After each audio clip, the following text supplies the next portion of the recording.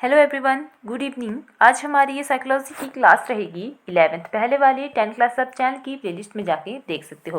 Video helpful रहेगी आपके आने वाले HP टेट के एग्ज़ाम के लिए। इस सीरीज़ में हम HP टेट के पुराने पेपरों में आए साइकोलॉजी पार्ट को डिस्कस कर रहे हैं। ये अलग अलग स्ट्रीम के पुराने पेपर रहेंगे, जैसे कि HP टेट आर्ट्स हो गया, JBT, Shastri, medical, non medical etcetera. इस सीरीज़ में 1000 के करीब जो है वो क्वेश्चन डिस्कस किए जाएंगे। आप हमारे चैनल पे biology, physics, chemistry, math, GK, psychology की क्लासेस जो हैं अपने आने वाले टेट के लिए देख सकते हो। और अगर क्लासेस आपको अच्छी लगें, हेल्पफुल लगें तो ज़रूर कमेंट करके बताएं, ताकि आपको नेक्स्ट क्लासेस भी फिर प्रोवाइड हम करवा सकें। 11 conditions which either increases or decreases attractiveness of a goal are. तो ऑप्शन 4 दिए गए हैं। फर्स्ट रहेगा नीड्स, फिर ड्राइव, मोटिव एंड इंसेंटिव। तो सही आंसर जो इसके लिए रहेगा इंसेंटिव, करेक्ट आंसर डी, प्रलोभन। किसी लक्ष्य के आकर्षण को बढ़ाने या घटाने वाली स्थितियां हैं, तो वो कौन सी है? प्रलोभन, ऑप्शन डी। 12 रहेगा use of negative reinforcer by the teacher will dash dash the probability of correct pronunciation by the student.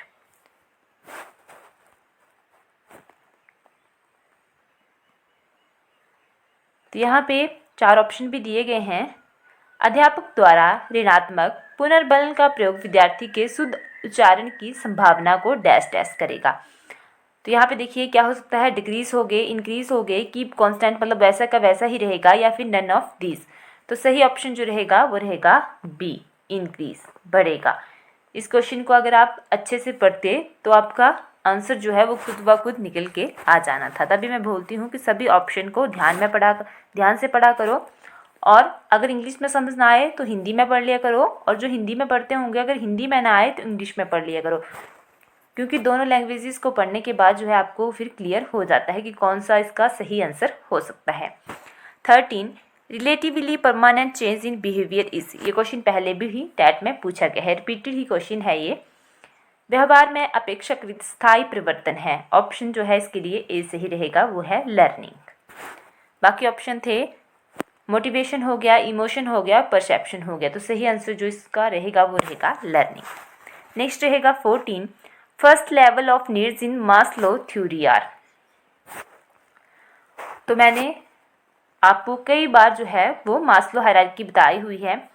वहाँ पे मैंने आपको बोला था कि हर एक जो इसकी नीड होगी, नीचे से ऊपर की तरफ जब हम जाएंगे तो हर एक को ध्यान रखना है कि कौन फर्स्ट है, कौन सेकंड है, कौन थर्ड पे आएगी और कौन हाईएस्ट है। ठीक है, कुछ बेसिक नीड भी थी वहाँ पे, वो मैंने आपको सारी बताई हुई है। एक बार मैं फिर से बता रही हूँ आपको, तो आप ध्यान में रखना। तो ये देखिए, फर्स्ट पे रहती है फिजियोलॉजिकल नीड, उसके बाद सेफ्टी नीड, फिर आती है लव एंड बिलोंगिंगनेस, और उसके बाद एस्टीम, और लास्ट में सेल्फ एक्चुअलाइजेशन। कई बार क्वेश्चन पूछा जाता है कि सेल्फ एक्चुअलाइजेशन थ्योरी किसकी है, तो सही आंसर रहेगा मास्लो। बाकी यहाँ पे ऑप्शन में आपको दिया गया था जो क्वेश्चन है उसमें है love relation, security, biological and esteem. सबसे पहले देखिए एस्टीम आती है 4th नंबर पे। उसके बाद बात की गई है लव रिलेशन की। ये जो लव रिलेशन है ये रहेगा 3rd नंबर पे। फिर है सिक्योरिटी की बात, तो वो रहता है हमारे पास सेफ्टी नीड में, ये आ गया आपका 2रे नंबर पे। अब आपसे पूछा गया है क्वेश्चन की first level of needs in Maslow theory are. तो वैसे तो आप सभी को पता है कि फिजियोलॉजिकल नीड, इसमें जो air, water, food, shelter, sleep, clothing, reproduction इत्यादि रहते हैं। इसी नीड को बायोलॉजिकल नीड के नाम से भी जाना जाता है, क्योंकि इसमें सारी बेसिक नीड जो है वो पाई जाती हैं। बायोलॉजिकल नीड, इस चीज़ को भी आपने जरूर ध्यान रखना है कि फिजियोलॉजिकल नीड्स ही बायोलॉजिकल नीड्स हैं। तो सही ऑप्शन जो आपका फिर उन चारों में से रहेगा वो रहेगा ए, biological need.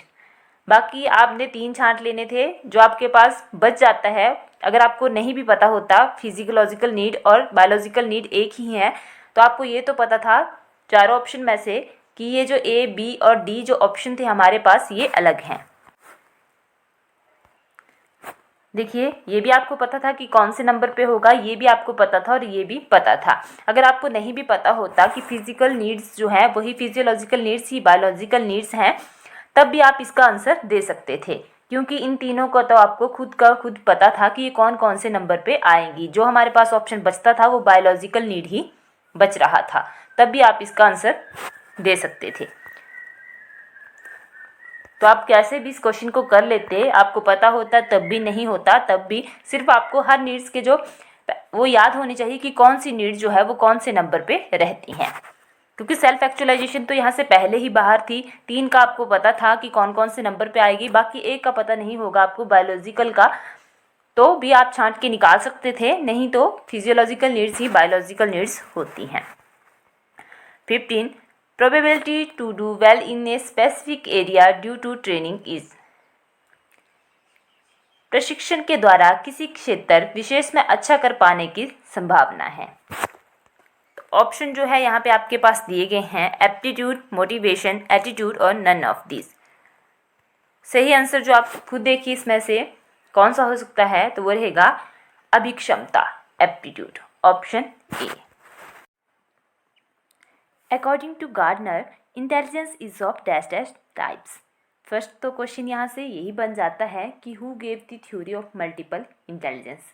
Multiple intelligence theory जो है वो किसके द्वारा दी गई है, तो सही आंसर रहेगा उसके लिए फिर हॉवर्ड गार्डनर। बाकी ये क्वेश्चन आपका यहाँ से ये बन गया, जो कि पहले टैट में कई बार पूछा गया है। अब यहाँ पे पूछा गया है कि गार्डनर के अनुसार बुद्धि के डैश डैश प्रकार हैं। तो यहाँ पे बुद्धि के जो टोटल प्रकार रहते हैं गार्डनर के अकॉर्डिंग वो रहते हैं 8। ऑप्शन सी जो है वो सही रहेगा। बाकी आप 8 टाइप्स भी देख लो कि कौन कौन से इसमें आएंगे। तो पहला रहेगा लिंग्विस्टिक इंटेलिजेंस, बाकी सेकंड पे रहेगा लॉजिकल मैथमेटिकल इंटेलिजेंस, उसके बाद आ जाएगा स्पेशल इंटेलिजेंस, उसके बाद bodily kinaesthetic, musical intelligence, interpersonal intelligence, intrapersonal intelligence. ध्यान से पढ़ना इनको, एक इंटरपर्सनल है और एक इंट्रापर्सनल है, तो इन दोनों को ध्यान से देखना। नेचुरलिस्ट इंटेलिजेंस, तो ये हो गए 1 2 3 4 5 6 7 और 8, ठीक है, 1 2 3 4 5 6 7 8। तो ये टोटल जो है इसके टाइप रहेंगे। इन टाइप्स को ध्यान में रखना। बाकी इनके बीच में दिया भी गया है कि कौन सी चीज़ कहाँ पे लगेगी, जैसे ये वर्ड से रिलेटेड हो जाएगा, ठीक है, फिर ये नंबर रीजनिंग वगैरह इसमें आ जाएंगे, फिर ये जो कि इसमें पिक्चर में स्मार्ट रहते हैं ये खिलाड़ियों से रिलेटेड हो जाएगा। तो वैसे ही इसमें आपने मेन एक एक वर्ड दिया गया है उसको आपने पढ़ लेना। बाकी जब मैं इसको अच्छे से करवाऊंगी आपको तो वहाँ पे पूरी इसको बताऊंगी, क्योंकि वहाँ पे भी मैं आपको जब टॉपिक वाइज करवाऊंगी तो यही चीज़ें अच्छे से बताऊंगी। तो आप सिर्फ इस टाइम जो है आप ज़्यादा याद रखने लगे तो फिर याद नहीं रहता है। आपने सिर्फ ये पॉइंट ही याद रखने हैं कि इसमें कौन सी आती है, क्योंकि ऑप्शन में अगर आएगा पेपरों में तो 4 ऑप्शन दे दिए जाएंगे और उनमें से एक ये भी होगा। फिर आपको बताना पड़ेगा कि कौन सा गार्डन के ए टाइप्स में रहता है। तो अगर आपको नाम पता होंगे तभी वहाँ पर आप लिख सकते हो। तो इनको आपने ज़रूर ध्यान में रखना है। Option C.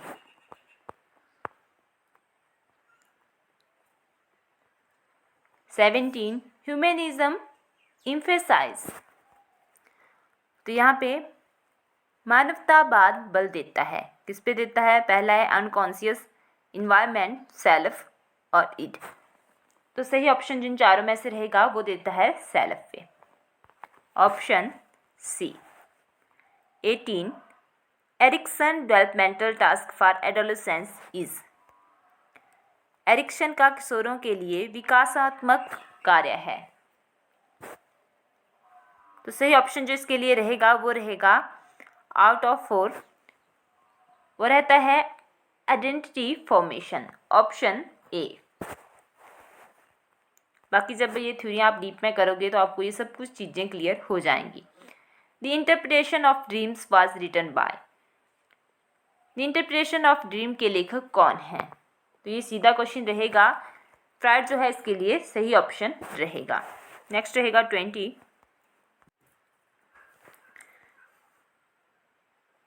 कोहलरबर्ग्स level of moral development on the basis of punishment and reward is. सबसे पहले तो जो मोरल डेवलपमेंट थ्योरी है वो दी गई है कोहलरबर्ग के द्वारा। सीधा क्वेश्चन ये हो जाएगा यहाँ से। फिर इसके लेवल रहेंगे, इसके लेवल्स में रहता है pre conventional level, conventional level और पोस्ट कन्वेंशनल लेवल। तो ये भी पूछा जा सकता है, आपको ऑप्शन दिया जा सकता है और पूछा जा सकता है कि कौन से इसके लेवल्स में रहते हैं। तो कन्वेंशन भी है, प्री कन्वेंशनल भी है और पोस्ट कन्वेंशनल भी है। बाकी यहाँ पे क्वेश्चन थोड़ा अलग तरह का है, इसमें भी स्टेजेस रहती हैं।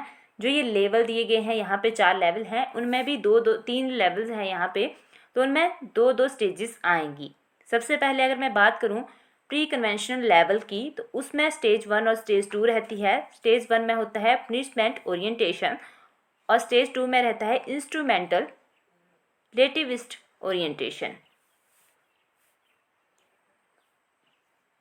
एक तो यहाँ पे दी ही गई है पनिशमेंट एंड रिवार्ड्स वाली, और सेकंड रहेगी इंस्ट्रूमेंटल ओरिएंटेशन। Instrumental orientation. बाकी बात करते हैं अब सेकंड कन्वेंशनल लेवल की, ये दूसरे नंबर पे आता है। इसमें जो स्टेजेस रहती हैं वो भी 2 होती हैं। स्टेजेस में रहता है नाइस गर्ल या good boy orientation, nice girl good boy orientation, और दूसरी रहती है law and order orientation, law and order orientation. अब चलते हैं थर्ड लेवल की तरफ। थर्ड लेवल में भी 2 स्टेजेस रहती हैं। थर्ड लेवल है इसका पोस्ट कन्वेंशनल लेवल। तो इसमें आता है पहला लेवल, जो इसमें 2 स्टेजेस आएंगी इसमें भी। तो पहला स्टेजेस जो इसमें रहेगी वो रहती है सोशल कॉन्ट्रैक्ट ओरिएंटेशन, और दूसरे में रहती है दूसरी स्टेजेस में वो होती है यूनिवर्सल प्रिंसिपल ओरिएंटेशन। तो आपने ये याद रखना है। फिर से बोल रही हूँ मैं, सबसे पहले मैं पोस्ट कन्वेंशनल की बोल रही हूँ। इसमें आएंगी सोशल कॉन्ट्रैक्ट ओरिएंटेशन और यूनिवर्सल एथिकल प्रिंसिपल ओरिएंटेशन इस वाले में। उसके बाद बात करती हूँ मैं कन्वेंशनल लेवल की, जो कि सेकंड नंबर पे रहता है। इसमें जाती है नाइस गर्ल या गुड बॉय ओरिएंटेशन और लॉ एंड ऑर्डर ओरिएंटेशन इस वाले में। उसके बाद सबसे ऊपर आता है फिर प्री कन्वेंशनल लेवल। इसमें रहता है पनिशमेंट एंड ओबीडियंस ओरिएंटेशन या इंस्ट्रूमेंटल ओरिएंटेशन। तो ये हो गई इसकी स्टेजेस, ये पहली, ये दूसरी और ये तीसरी। तो अब देखिए मैंने आपको पूरा बता दिया। अब पनिशमेंट जो है वो एंड रिवार्ड्स किस में आएंगे, तो ये आते हैं प्री कन्वेंशनल में। सही ऑप्शन रहेगा बी। बाकी कल के लिए आपके लिए काम रहेगा, आपने बताना है और जो आपसे क्वेश्चन पूछा जाता है उसका आंसर जरूर किया करो। क्वेश्चन रहेगा कि जिन बच्चों का IQ जो है वो 90 to 109 के बीच में रहता है, ऐसे बच्चे कौन से हैं। आपने बताना है कि क्या जीनियस रहेंगे, सुपीरियर है, बॉर्डर लाइन है, बिलो एवरेज है, नॉर्मल है। तो जरूर कमेंट करके बताएं कि इस श्रेणी में किस प्रकार के बच्चे आते हैं 90 to 109 के बीच में, क्योंकि ये वाला क्वेश्चन जो है टेट में 3 से 4 बार पूछा गया है। तो ज़रूर आपके लिए काम रहेगा, जो वीडियो देखेंगे वो ज़रूर कमेंट करके बताया करो, क्योंकि हमें भी पता लगे कि कितने बच्चे वीडियो देखते हैं और क्या आपको ये सीरीज़ निरंतर चाहिए या नहीं। और इसी प्रकार की सीरीज़ हमने GK की भी स्टार्ट करी हुई है, जिसकी 30 क्लासेस हो गई हैं इसी टेट के लिए, तो आप उनको भी देख सकते हो। वो वाली सीरीज़ भी मैं बस साथ साथ में ही जारी रखूँगी। तो ज़रूर कमेंट करें कि इस सीरीज़ को हम जारी रखें या नहीं। Thank you.